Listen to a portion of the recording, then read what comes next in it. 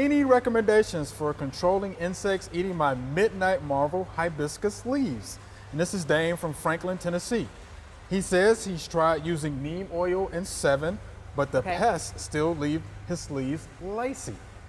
And he also said it blooms well. So well, that's good. Blooms well. That's good to hear. So we just good. got some skeletal leaves, but still nice blooms. It's still nice blooms, and Right. I'm actually familiar with the culprit here because I grow hibiscus at home. Okay. Hibiscus sawfly.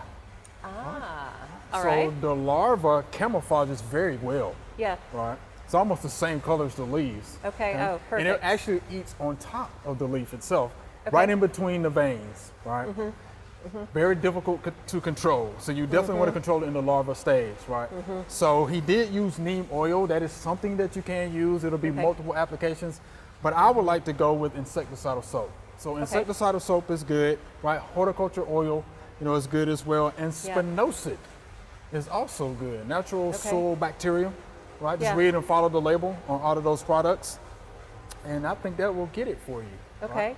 Now, how about if you wanted to avoid chemicals, if you went out maybe with a hose and used a strong spray of water And that's something else you can do. every day? All right, that's something else you can do. Or maybe hand picking? Oh, you can pick it off. Yeah. Okay, I know if it doesn't bother you. Yeah. I personally have some tropical fish. We have a little fish pond back behind us. Yeah. And occasionally when we have caterpillar or sawfly issues in here, I will just pick all that I can and I feed them to the fish. Ah, how about that? And they love them. Yeah, there you go. So you can pick them up and feed them to the fish. You can do that as well. But again, if you're going to use those products, read and follow the label. Right, Just be absolutely. careful, And if you use the chemicals, don't feed them to the fish. Don't feed them to the fish. Right, That's a good right. point.